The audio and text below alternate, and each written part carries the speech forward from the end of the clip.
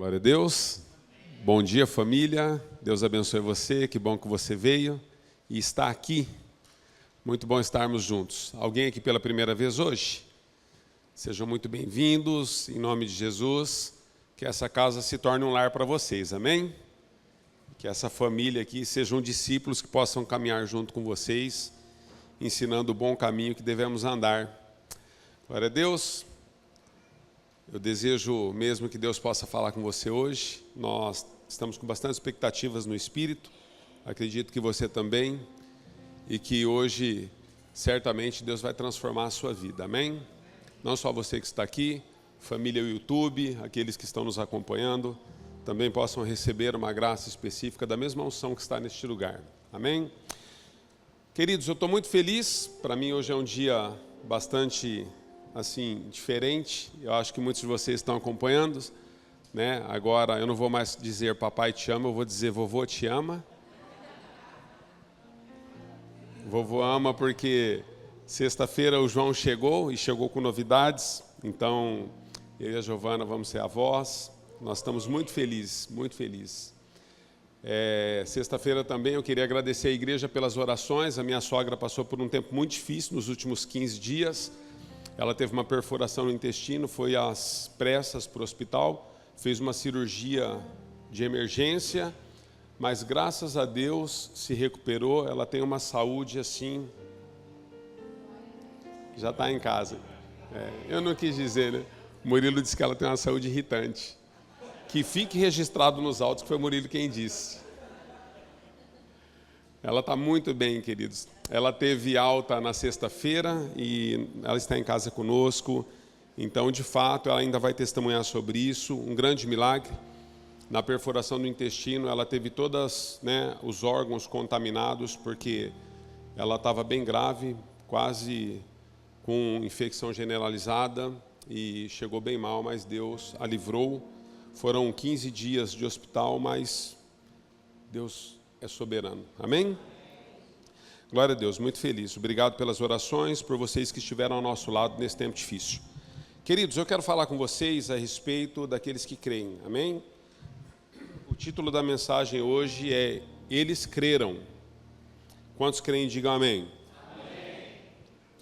Marcos capítulo 2, verso 1, quero ler com você, se você puder abrir a Bíblia, ou se você quiser acompanhar no telão. Marcos 2, verso 1.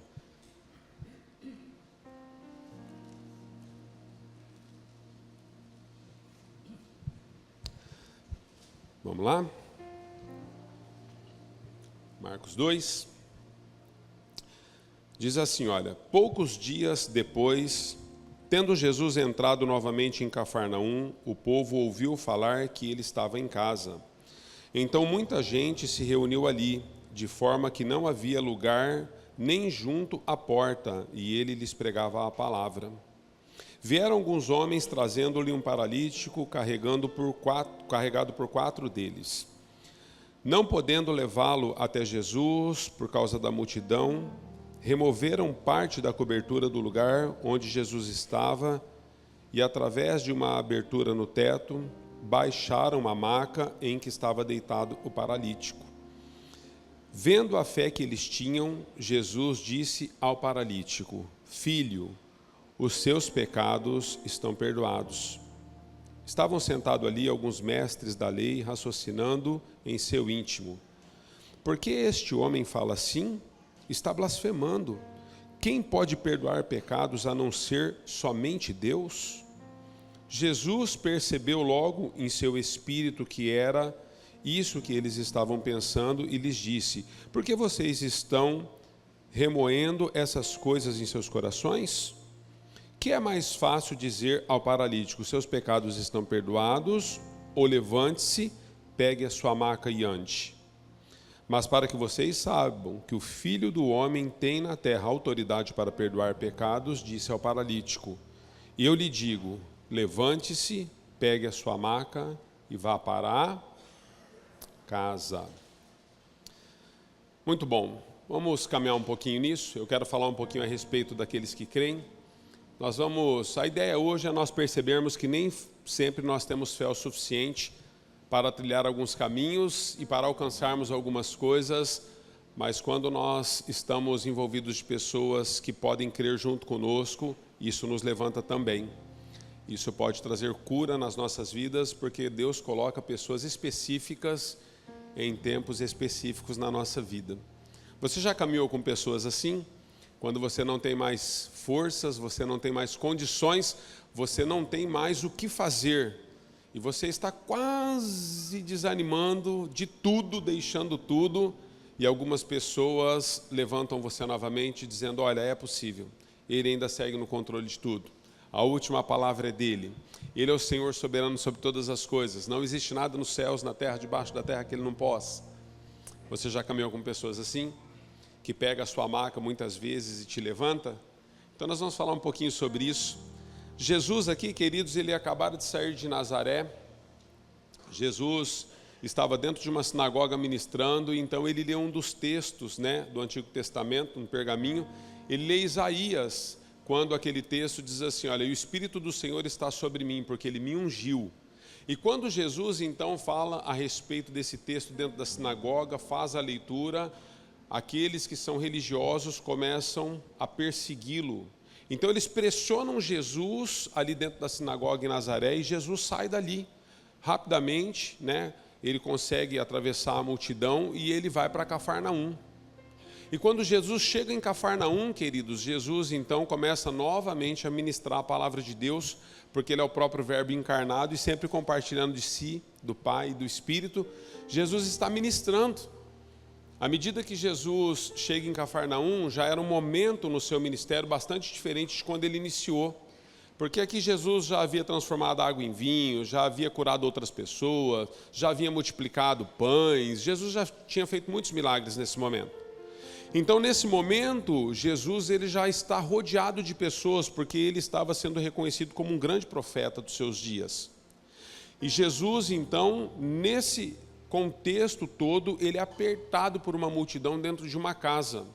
O texto que nós lemos em Marcos 2 chega a nos dizer que havia tantas pessoas naquele lugar que você não conseguia passar pela porta da casa. Não era possível ter acesso a Jesus que estava ministrando lá dentro, por conta das pessoas que estavam apertando ele. Era sempre assim, com Jesus. Jesus, quando ele precisava descansar enquanto homem, ele precisava escapar e fugir da multidão. Às vezes ele subia para os montes, ele ia orar, ele ia chorar. Às vezes ele tinha que pegar um barco, sair da terra seca para que ele pudesse descansar um pouquinho. Quantos se lembram daquele texto da tempestade, Enquanto eles estão numa travessia no mar, Jesus dorme no barco enquanto a tempestade está acontecendo. Eram os momentos que Jesus conseguia descansar, queridos. Então aqui, não diferente desses momentos de muita pressão, Jesus está sendo pressionado de todas as formas. E nós vemos ele operar um grande milagre.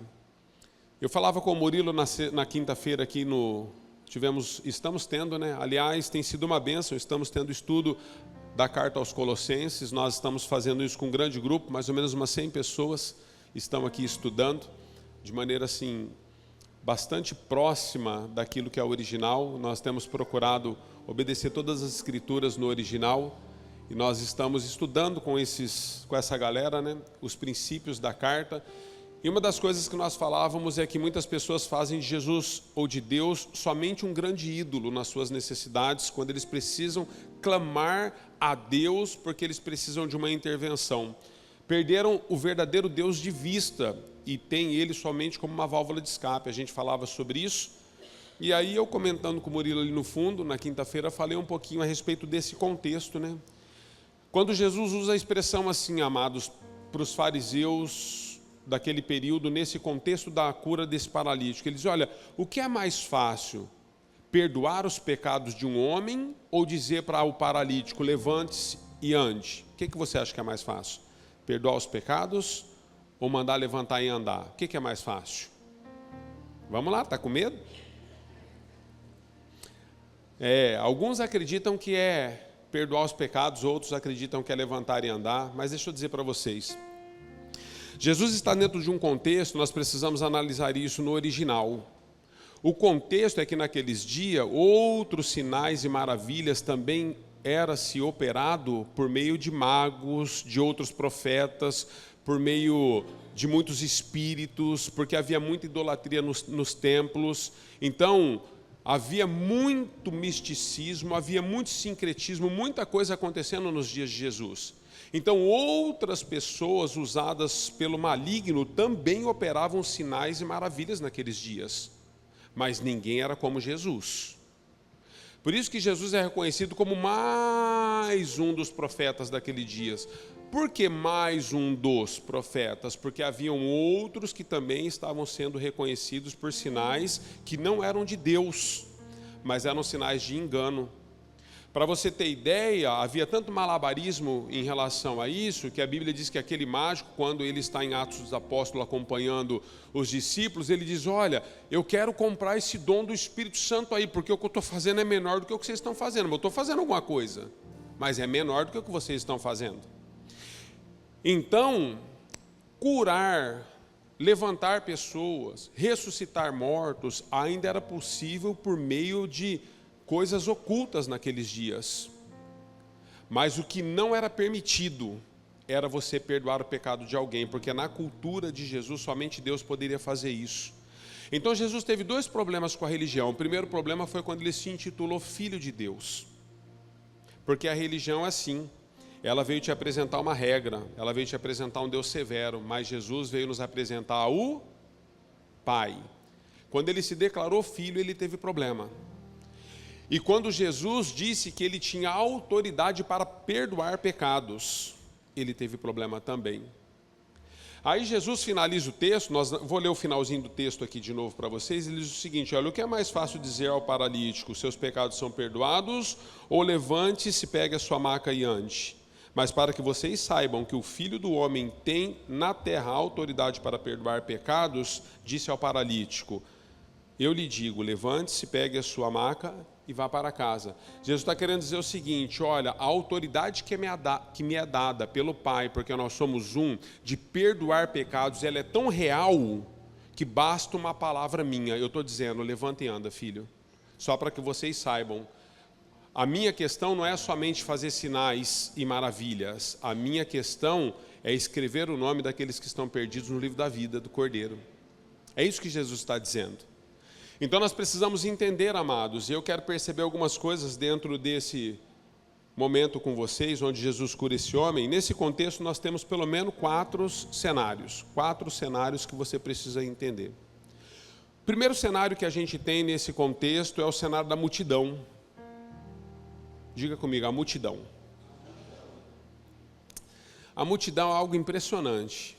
Você vai enxergar a multidão em todos os momentos na Bíblia. Você vai enxergá-la no Antigo Testamento, você vai enxergá-la no Novo Testamento. No Novo Testamento, ela muitas vezes é mencionada até pelo próprio Deus, é mencionada pelos apóstolos. Os apóstolos chegam a dizer, olha, da multidão dos que creram, eles sempre estão dizendo sobre a multidão. Deus está sempre falando sobre a multidão. Quando Deus tira no Antigo Testamento o povo do deserto e leva o povo num êxodo, diz que era uma multidão de pessoas, e nessa multidão de pessoas, aqueles que não creram, eles foram tombando no caminho do deserto, ao ponto de somente os que creram herdarem, e os filhos daqueles que creram herdaram. Dos homens e das mulheres, das famílias que saíram do êxodo, queridos, do Egito para a terra prometida que era Canaã, somente Josué e Calebe e os filhos da geração que saiu entraram e herdaram a terra. Você tem noção do que é isso, amados? A Bíblia diz que mais de 3 milhões de pessoas, contava-se só homens que podiam ir à guerra. Não contava-se mulheres, não contava-se crianças. E naquele tempo não tinha televisão, pensa num povo que tinha filho. Se contava-se 3 milhões de pessoas saindo do Egito com Moisés, se contar as mulheres e as crianças, nós tínhamos uma multidão de quase 9 milhões de pessoas, aproximadamente. É muita gente. Aí nós temos aproximadamente 9 milhões de pessoas saindo de um lugar, e dessas 9 milhões, 2 pessoas herdando a terra, pisando na terra prometida. Salvo Moisés, que herdou também, mas de uma maneira diferente, né? Mas eu estou falando dos que entraram em vida. O que isso nos ensina, pastor? Nos ensina que a multidão, queridos, ela tem algumas características que precisam ser observadas dentro da igreja dos nossos dias. O que é a multidão? Qual que é a posição? Qual que é a busca? Qual que é o desejo da multidão? Estamos em Chororó, quantos lembram? Ele disse o seguinte numa música: disse o poeta, o artista vai onde o povo... A multidão quer isso, a multidão ela quer um cenário onde... O Murilo dá risada quando eu falo. O que acontece, queridos? A multidão, ela sempre vai em busca daquilo que o artista está oferecendo. Essa é uma característica da multidão. Por isso que os artistas, de fato, eles vão onde a multidão está, porque se eles não forem onde a multidão está, eles não conseguem os recursos necessários para seguirem. A multidão tem essa característica, queridos. Às vezes elas estão na porta da igreja impedindo que as pessoas entrem, porque nós vemos no texto aqui que a multidão impedia as pessoas de entrarem, de chegarem até Jesus. Essa é a condição da multidão. Então deixa eu dizer para você, eu não me assombro nem me assusto mais com quantidade mínima ou máxima de pessoas. O que eu tenho orado para Deus? Eu tenho orado para Deus todos os dias e buscado no Senhor, independente da quantidade de pessoas que a igreja tenha, que elas sejam discípulos do Senhor. É diferente. Às vezes nós vemos grandes concentrações, mas as pessoas debaixo de um texto de Isaías que diz assim, olha... Os vossos lábios me louvam, mas o vosso coração está longe de mim, diz o Senhor. 1 Samuel 16:7. O homem olha que está diante dos olhos, Deus sonda do coração. Amados, Deus sonda o nosso coração. E a multidão, ela faz volume, mas às vezes ela não está no centro da vontade de Deus. Ela está na casa de Deus. A Bíblia diz que a multidão, ela estava dentro do lugar onde Jesus operou o milagre. Quantos já viram Deus operar milagres aqui? Eu já vi. A questão não é se nós vemos. A questão é se nós somos discípulos ou somos multidões. Porque a multidão também viu. Então, existem algumas características na multidão. A multidão é o seguinte, depois que o espetáculo acontece, sabe o que a multidão faz? Ela vai embora. Os mais velhos, é só para os mais velhos, vocês vão ter que pegar carona, os que são mais novos vão ter que pegar carona conosco. Aliás, eu já sou avô, né? Então é assim, vocês vão ter que pegar carona comigo agora. Nós somos de um tempo, queridos, nós subíamos na praça 9 de julho ali, no calçadão, e ficava um homem lá com uma caixa, ele ficava uns 40 minutos vendendo uma pomada lá do peixe elétrico, quantos se lembram? E ele ficava fazendo um espetáculo lá. Ele falava, não, você compra a pomada que eu vou abrir, vou mostrar o peixe. Estava todo mundo querendo ver a enguia lá, que era elétrica. Estava todo mundo querendo ver, mas ele não abria a caixa. E aí, reunia-se uma multidão em volta dele. E aí, enquanto ele não vendesse a quantidade de pomada que ele queria vender, ele não mostrava o peixe elétrico. E naquela época, para nós ver um peixe elétrico, era igual ver o cometa de Halley, era a cada 30 anos que se passava. Depois que ele vendia uma quantidade de pomadas, que tirava a dor até da alma, aquela pomada, não sei que trem que era aquilo, ele mostrava o peixe elétrico. Quando ele abria a caixa e mostrava o peixe elétrico, o que acontecia com a multidão? Amados, mas era um aglomerado de pessoas assim, ó. Ele mostrava o peixe, todo mundo ia embora. Já viu, já vi. A multidão é assim. A multidão está dentro da igreja, ela espera o show. A hora que o show aconteceu, a hora que Deus curou um, desenvergou o outro, ela fala, já vi. Então essa é uma característica da multidão, querido, ela não tem comprometimento algum com aquilo que se diz cruz.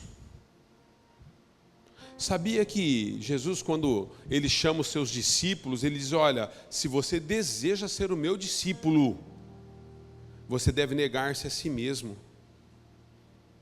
Você tem que desejar, querido, querida, ser discípulo de Jesus. Pastor, eu estou no ministério, grandes coisas. O ministério não vai te salvar. Ele não tem esse poder. Pastor, eu estou na igreja A, B ou C, grandes coisas também. Essa igreja não vai te salvar.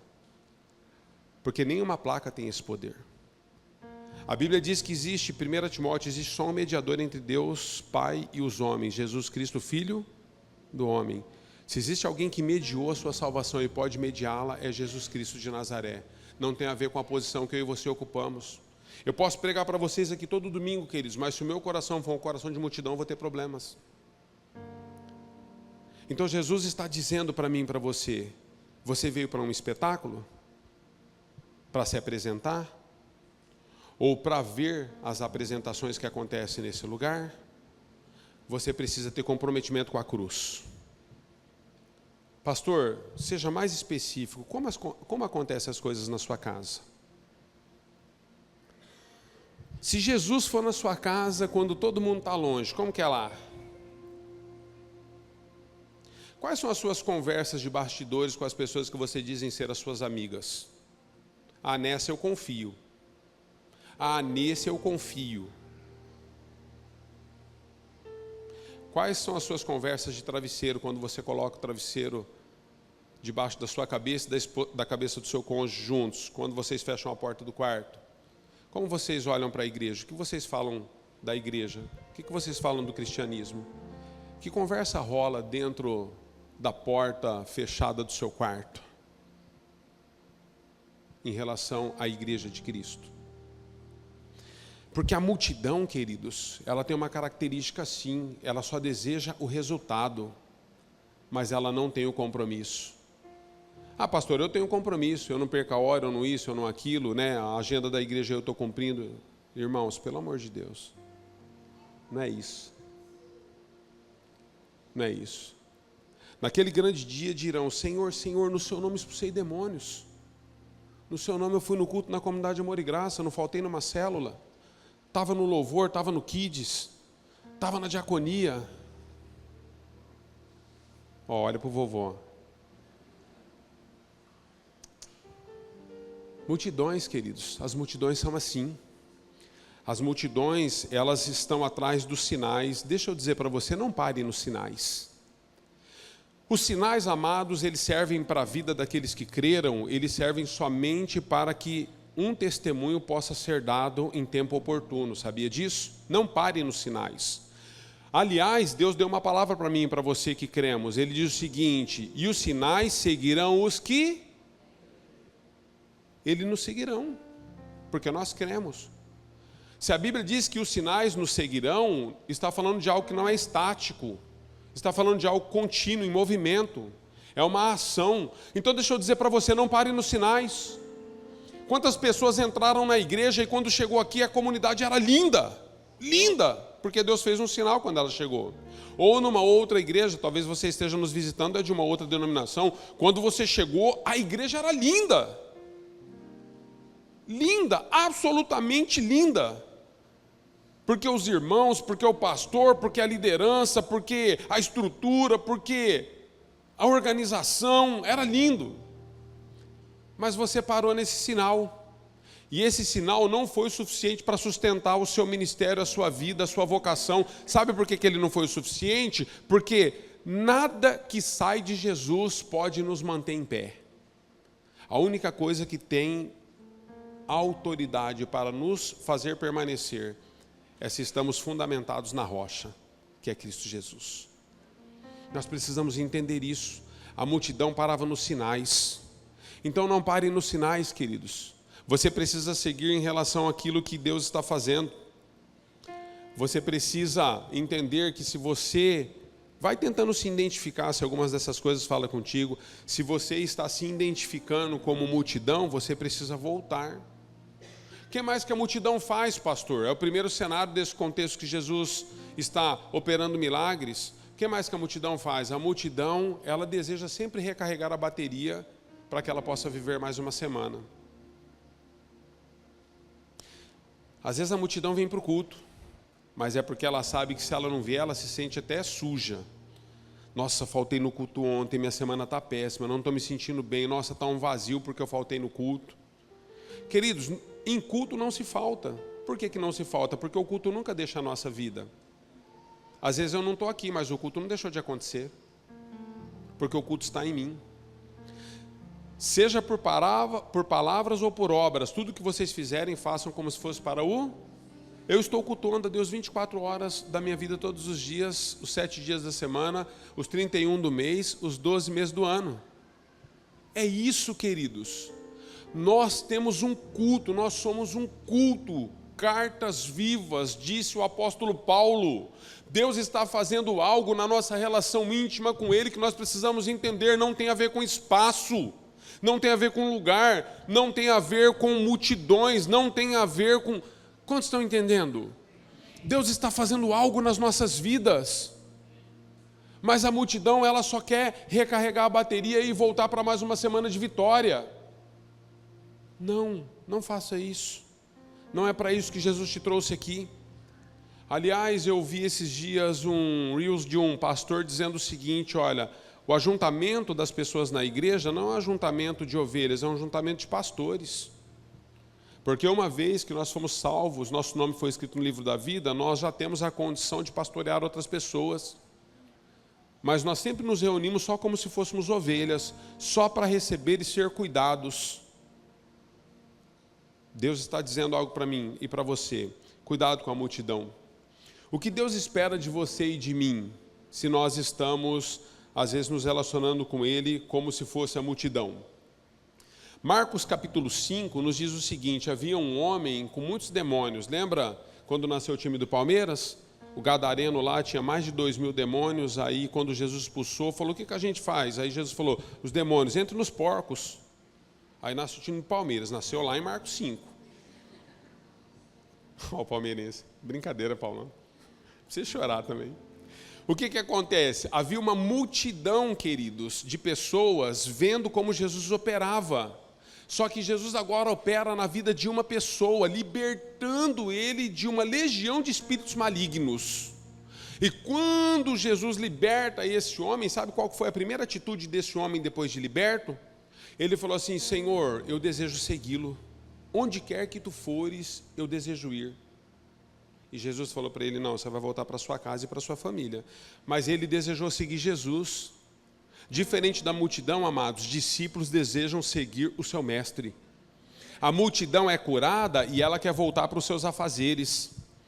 Ela quer ter carro novo, ela quer ter casa nova. Nada disso é ruim, queridos. Nada disso é ruim. A gente deseja ter boas coisas e podemos ter boas coisas.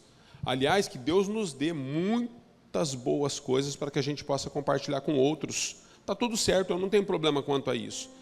Outra coisa, se um dia você enricar, lembra de mim quando você entrar no seu reino.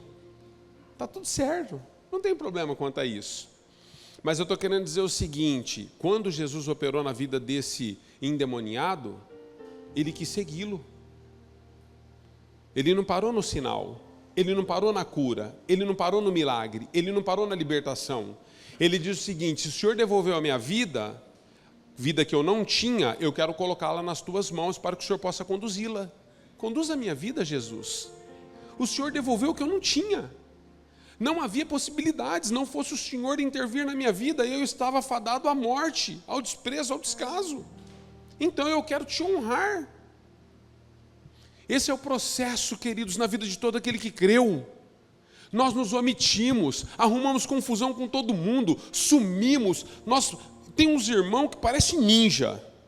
Eles parecem ninja, queridos. Eles têm uns negocinhos assim, sabe aquelas bombinhas assim que você jogava, que estralava no chão? Traque. Acho que é traque, né? Tá, sai um fumacinho, os irmãos somem. Hoje você vê eles super envolvidos, estão fazendo tudo. Amanhã sequer você sabe se eles estão na igreja. Do nada, assim. O que aconteceu? Como que some desse jeito? Como que não dá satisfação? Como que não... Não entendo, não consigo entender. Qual é a igreja que estamos nos tornando em Cristo Jesus? Essa é a pergunta que a gente deve responder. Ele desejou, ele falou, Senhor, eu vou te seguir. Eu não vou parar no milagre. Quantos estão entendendo? O vovô ama. Segundo, querido, segundo cenário desse contexto, nós tínhamos a multidão, mas nós tínhamos os fariseus e os mestres da lei. Sabe o que acontece com os fariseus e os mestres da lei? Eles estão sempre ouvindo o que Jesus vai dizer para ver se eles aprovam ou se está certo ou errado. Esse é o papel dos mestres da lei dentro da igreja. A religião faz isso, queridos. Os fariseus e os mestres da lei, eles estão avaliando tudo. Tudo. Talvez você não é a multidão, mas talvez você se tornou um fariseu, uma fariseia. Porque você está avaliando tudo. Se passou no seu crivo, se não passou, se é assim mesmo, se não é. Se a igreja, se o pastor, se o líder, se as pessoas, se a célula. Você não tem um coração mais que recebe, ensinável, você não compartilha. Você é autossuficiente em si mesmo. Você se basta. Às vezes você olha no espelho e acha que já está muito, porque o espelho também está te enchendo, porque você é tão cheia de si, cheio de si. Que isso, queridos? Que igreja somos nós? Os fariseus avaliavam tudo. E a Bíblia diz, nesse contexto que estamos lendo, que quando Jesus está curando, Jesus percebeu a intenção e o pensamento dos fariseus, falou: por que vocês estão pensando sobre estas coisas? É sério que enquanto nós estamos aqui operando, trazendo libertação, cura, enquanto nós estamos fazendo a vontade do meu Pai na terra, vocês estão cocheando no próprio coração e nos vossos pensamentos se o que eu estou fazendo é certo ou errado para Deus?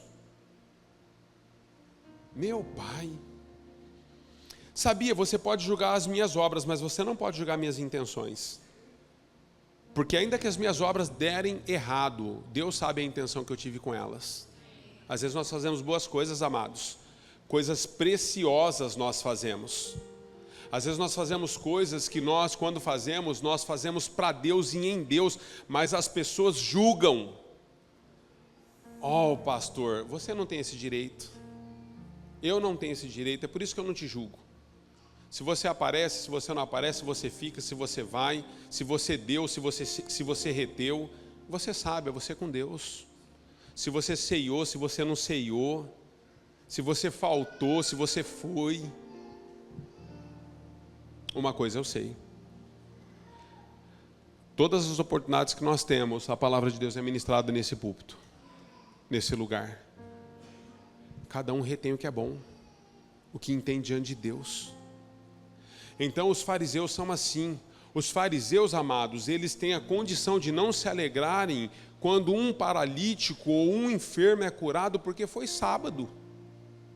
Porque eles preferem, essa é a condição dos legalistas dentro da igreja. Eles preferem uma pessoa em cima da maca sendo carregada do que ser curada num sábado. Sabe por quê, amados? É triste olhar para a igreja dos nossos dias. Eu amo a igreja, queridos, mas eu estou falando de posturas da igreja. É triste olhar para a postura da igreja nos nossos dias, porque nós vemos líderes pelos 4 cantos da cidade, pelos 4 cantos da nação, pelas nações afora, nós vemos líderes que desejam que as pessoas sigam em cima de uma maca, ao invés de vê-las andando. Por quê? Porque se elas forem curadas e não precisarem mais da maca, elas podem andar sozinhas. E não vão precisar mais deles. Porque conhecereis a verdade vos... Então toda pessoa que é liberta para de depender dos gurus. Então nós vemos liderança nos nossos dias mantendo as pessoas presas na religião, debaixo de um jugo da religião, para que eles possam conduzi-las a tudo aquilo que eles desejam. Que igreja é essa? Que o Senhor nos livre disso em nome de Jesus, que a comunidade entenda mesmo a cada dia que esse não é o nosso papel. Amados, Atos dos Apóstolos nos ensina, nos fala a respeito de um homem que era paralítico e todos os dias esse homem era levado à porta do templo para pedir esmolas. Os fariseus, os mestres da lei, os religiosos desejam isso para você. Eles querem te manter paralítico à porta do templo pedindo esmola, porque eles podem levar você por um cabresto, por onde quer que eles desejem. Mas nós somos um povo livre. Nós podemos ir e vir. Nós não temos mais uma maca para sermos conduzidos, nós fomos livres. Mas é isso que nós entendemos a respeito dos fariseus e dos religiosos da época e dos nossos dias também. Mestres da lei, que em algum momento da vida eles se apegaram tanto às questões racionais que eles esqueceram a graça do Senhor que operava na vida de todas as pessoas que criam. Nós temos um outro cenário. Agora nós temos o cenário dos amigos, os que creram, que é o título da mensagem, né? Os que creram. Eu não sei, porque está assim, subentende-se, mas não fala nada sobre a fé do paralítico. Subentende-se que ele creu também. Mas a Bíblia, ela é taxativa em dizer sobre a fé dos amigos. Aqueles que, quando entenderam que Jesus estava ali, disseram para o paralítico: cara, você não pode andar, mas nós vamos te levar lá. Talvez, amados, subentende-se que ele creu, mas talvez ele nem estava pensando nisso, o paralítico. De repente o paralítico pode ter dito para os amigos: rapaz, isso aí não vai dar bom não, vocês vão me abrir um telhado, me descer no telhado, abandone isso aí, rapaz, vocês estão doidos. Mas eu acredito que enquanto os amigos foram carregando ele, foi gerando fé no coração e no espírito dele. Existem momentos que você precisa se abrir para que seus amigos possam carregá-lo e carregá-la. Deixa de ser turrona, deixe de ser turrão. Você precisa de ajuda. Você pode não reconhecer, mas um dia, quando chegar no fundo do poço, você vai entender o que você está ouvindo agora. Deixa de ser turrão e turrona. Deixa de ser. Você precisa de ajuda, você precisa vomitar isso daí, você precisa colocar para fora, você precisa reconhecer que você está sendo carregado. Ah, mas eu faço, eu aconteço, faz e acontece nada, está sendo carregado e carregado. Precisa reconhecer. É a misericórdia de Deus que está dando isso para você, é a misericórdia da igreja que está te dando isso, é a misericórdia dos irmãos que está te dando essa possibilidade, é a misericórdia da igreja que está dando isso a você. Porque não fosse a misericórdia dos irmãos, você e eu não teríamos. Não fosse a misericórdia de Deus, nós não teríamos. Você precisa reconhecer isso. Então, os amigos têm um papel importante no processo, porque às vezes eles creem antes de nós crermos, porque eles percebem coisas que nós não percebemos. Todo mundo tem um ponto cego, queridos. Quantos dirigem aqui? Dirige? Sabe aquela coluna que tem assim no carro? Às vezes não dá um ponto cego para nós. Às vezes cometemos acidente ou sofremos acidente porque as pessoas ficaram num ponto cego. Todo mundo tem um ponto cego na vida. Existem coisas que você não está vendo e você já foi avisada e avisado por N pessoas. Sabe o que está faltando? Outra mula de Balaão. Porque até os burros já falou que você não ouve. Tem que trazer uma mula. Você não consegue aceitar e receber. Nós precisamos, queridos, é a igreja. Deus está levantando uma igreja bíblica. E a igreja bíblica é assim, as palavras são duras e difíceis no púlpito, mas deixa eu dizer para você, quando Jesus cura esse paralítico em Cafarnaum, sabe o que Jesus estava fazendo? O texto nos diz, está escrito aí, pregando a palavra. Aqui não tem tapinha nas costas. Aqui o mesmo pau que dá em Chico, dá em Francisco. Apanha o pastor, apanha os seis, apanha todo mundo. Por quê? Porque Deus corrige os que... Porque tem eles como filho. Mas se você não aceita a correção, você não é filho, não é filha, você é bastardo, bastarda. Então nós precisamos aceitar a correção do Espírito nas nossas vidas. Que igreja estamos nos tornando? Agora, sabe o que é melhor do que termos amigos que nos carregam quando estamos numa maca? O que é melhor do que termos amigos? É sermos amigos que carregam aqueles que precisam. Essa é uma outra omissão dos amigos. Quando na verdade, ou é uma outra característica dos amigos, quando na verdade eles se omitem. Existem amigos que se omitem, mas sabe por que se omitem? Por conta da reação de quem vai receber. Deixa eu dizer, se você não está aberto para ouvir as verdades das pessoas que te amam, e você se diz amigo de pessoas, você não é amigo de ninguém, muito menos amiga. Porque amigos dizem a verdade. Jesus olhou para Pedro e falou: para trás de mim, Satanás. Pedrão assustou. Ele falou assim: Pedro, estou dizendo isso porque eu sou seu amigo, cara. Você está tentando me tirar do propósito. Então eu preciso dizer para você: você está possuído. O diabo está falando na sua boca. Amigos falam a verdade, queridos. Mas alguns amigos deixam de falar a verdade, se afastam de nós, sabe por quê? Porque as nossas reações são absurdas.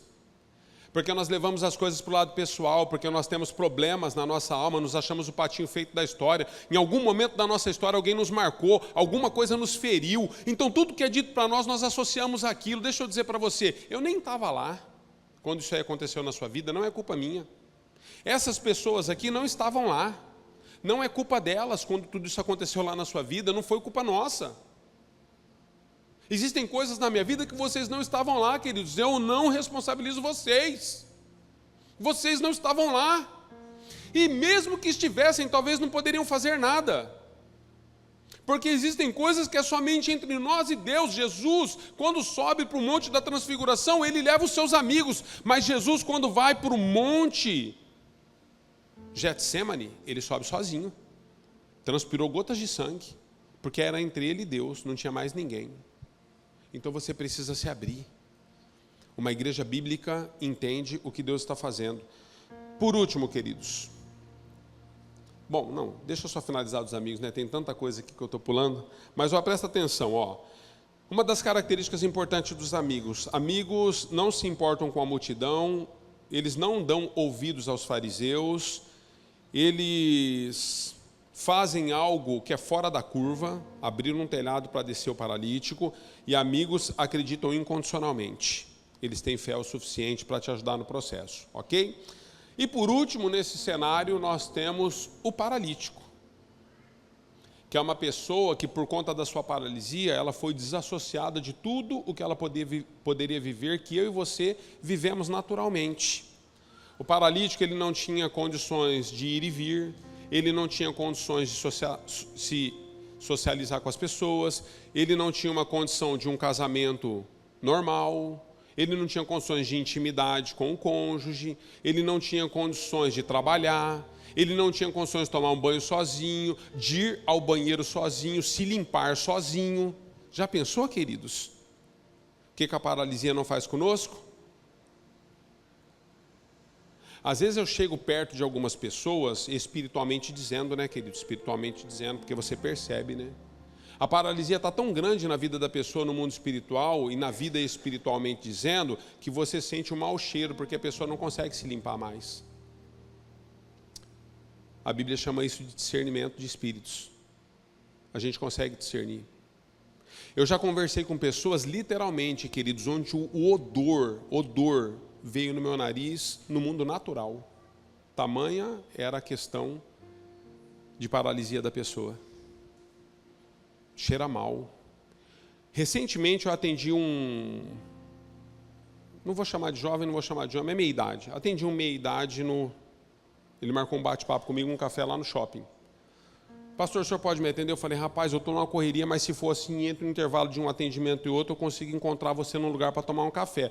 Ele falou, então vamos na praça da alimentação. Amados, eu estava conversando com ele, e aí eu falei para ele, nós fomos conversando, mas eu falei para ele, olha, eu preciso ser muito sincero com você.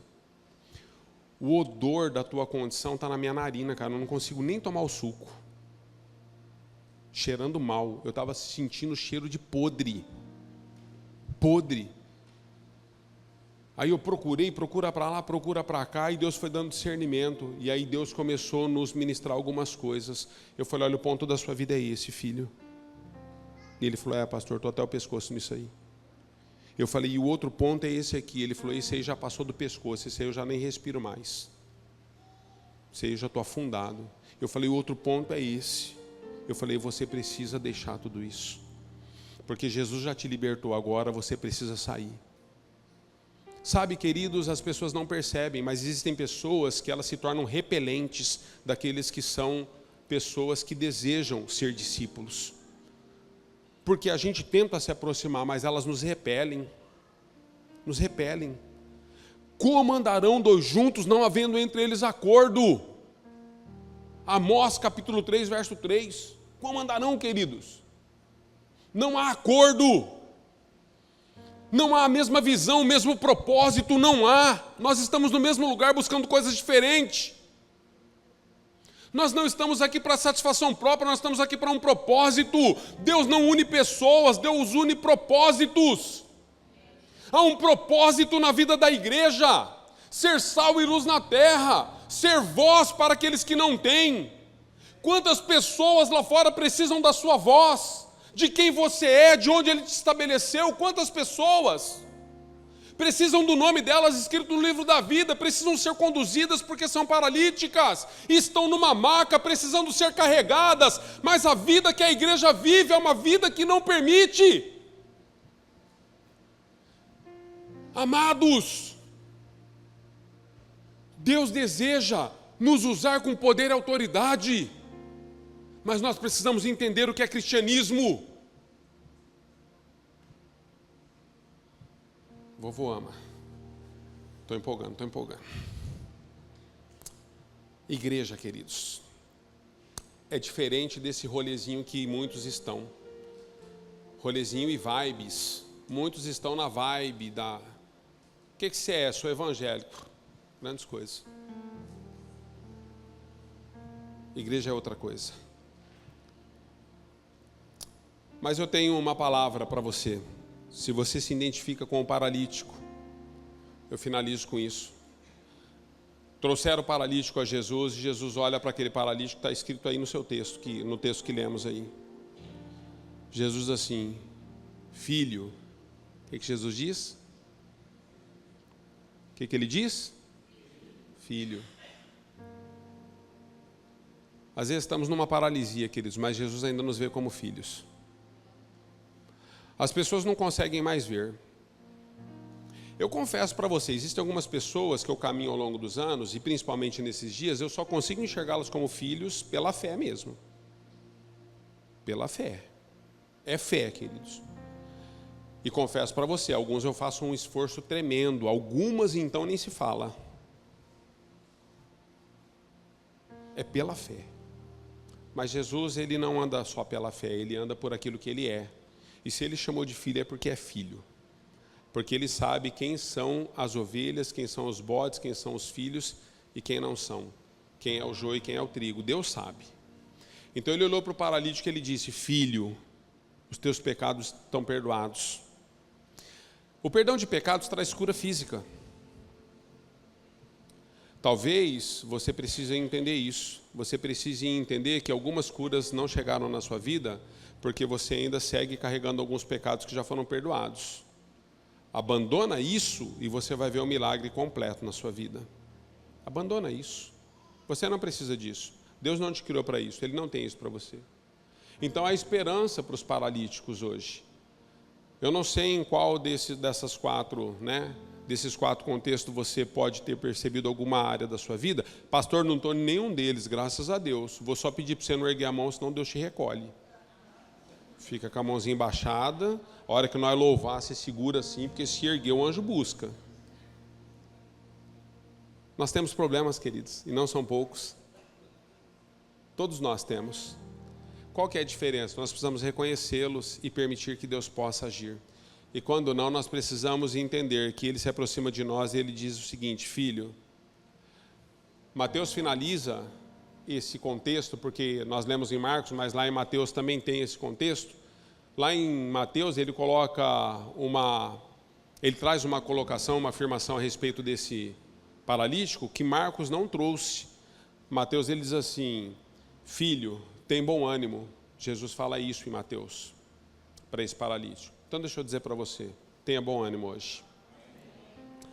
Se você está nessa paralisia dentro da sua vida cristã, dentro da sua fé, Jesus Ele quer tirar você desse quadro, dessa situação.